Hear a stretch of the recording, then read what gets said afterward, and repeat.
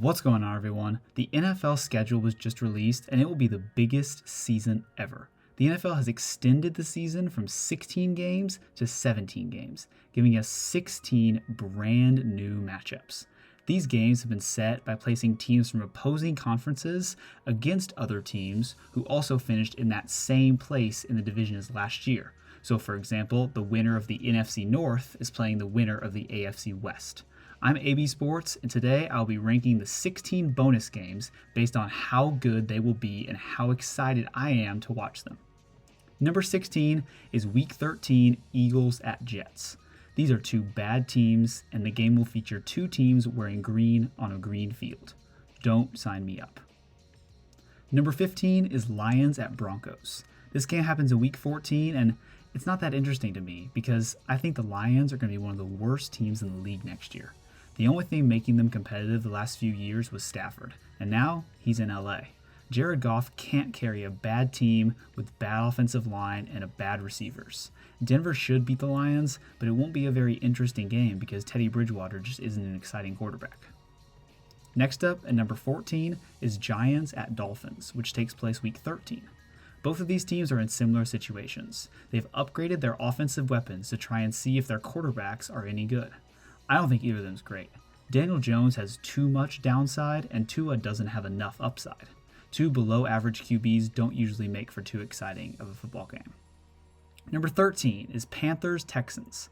This game's Week 3, and this ranking will change if Deshaun Watson is still in Houston, but I do not think he's going to be playing football next year because of his off-the-field problems. Without Watson, the Texans might go 0-17, and they're not going to be very fun to watch. I think the Panthers are going to be exciting and competitive this year, but the Texans are so bad that this game's ranking has to suffer. Number 12 is the Week 5 matchup between the Bears and the Raiders. If Justin Fields is starting, this game will be ranked a little bit higher, but Andy Dalton versus Derek Carr is nothing to be excited about. Still, the Raiders' defense is terrible, and the Bears' defense should cause a lot of problems for their offense. Khalil Mack's revenge game in this one, and the Bears should win it, but it should be low scoring. Number 11 is a Week 12 battle between the Falcons and the Jags. These two teams are going to be similar next year. I think both will have big, explosive, exciting offenses, but be terrible on defense.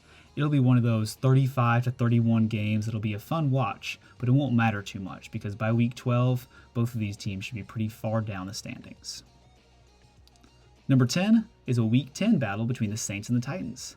I think these two teams will take the biggest steps back from last season.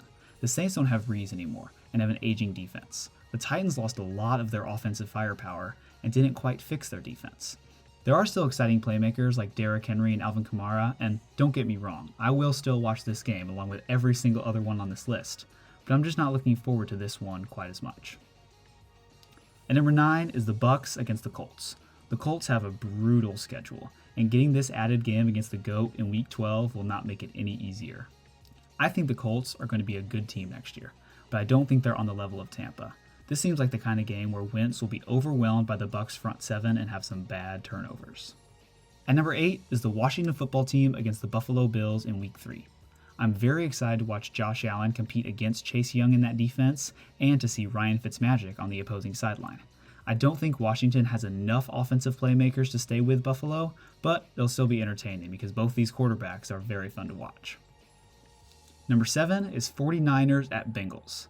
Week 14, Joe Burrow will be hosting a Niners team who will probably be led by Trey Lance by this late in the year and also probably be fighting for a playoff spot. The Bengals are not the kind of team you want to play at that time. Even with the return of Nick Bosa, the Niners defense could struggle against this Joe Burrow and Jamar Chase-led offense. Those two on the same field as George Kittle, Raheem Mostert, Brandon Ayuk, and Deebo Samuel, and potentially Trey Lance could give a lot of highlight plays. And number 6 is Seahawks versus Steelers. These two play each other in Week 6, and it'll be a matchup of two of the NFL's best over the last decade. The Seahawks will be able to expose the Steelers' weakness at corner with their great passing game.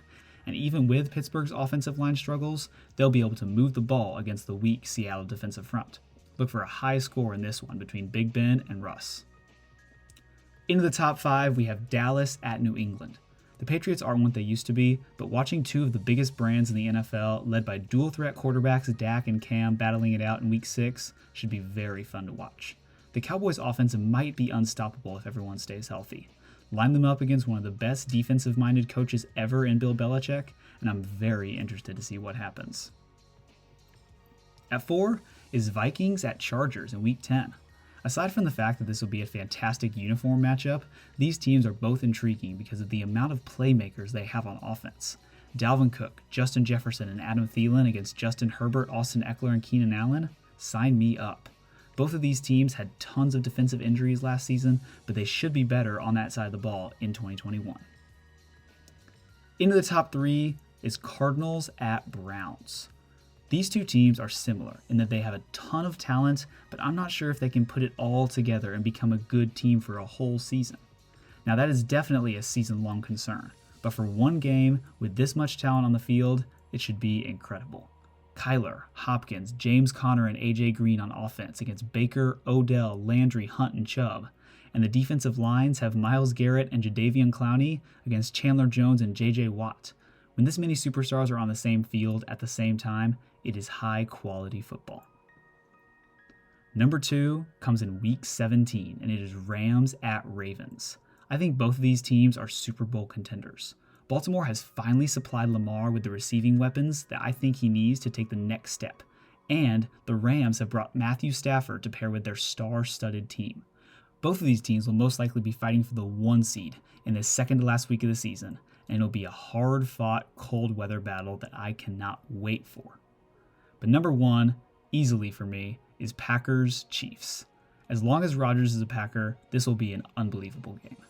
These two were supposed to play against each other in 2019, but Mahomes was injured.